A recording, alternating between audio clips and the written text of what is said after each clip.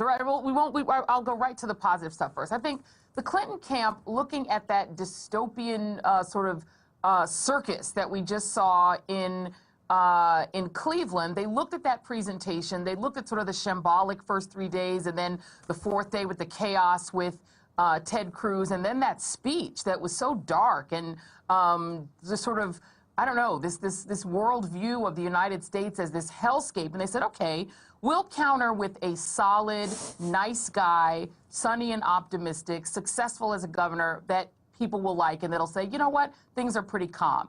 He's a Catholic. He can debate the Catholic Mike Pence. Mike Pence is an evangelical Catholic, very, very ultra-conservative. They personally agree on abortion, but Kaine is more moderate in terms of implementation and law, so he sort of counters Mike Pence.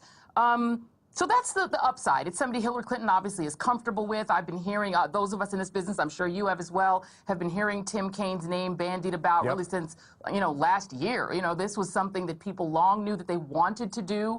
I think to the extent that they were dissuaded from doing the thing they wanted to do, it was when there was concern that Hillary Clinton wouldn't have enough excitement on the ticket. So I think that was the idea behind floating maybe Elizabeth Warren, maybe going with an ethnic pick that would excite the base. But I think when they saw what happened in Cleveland, quite frankly, I think they realized that they could do safe because the sort of scary vision that the Republican parties put forward would actually maybe scare even people on the left into sticking with the team, and Hillary could get someone comfortable. Yeah, now that's the good side. No, it's just funny because Jerry Connolly literally just said that, right? He said steady as she goes was this sort of, that in some ways, it's sort of an emerging theme here, I think, coming from the campaign. Continue. Yeah, they're saying, look, we are solid, but we're also optimistic. Tim Kaine is a nice guy. He's sunny. He's optimistic. He'll say, the purge is not happening just because, the Trump campaign tells you it is, right? Everything is fine. I think, on the other hand, this pick does remind me of Clinton politics at sort of the level that people who are uncomfortable with Clinton politics have a problem with, meaning they went with their guy's guy.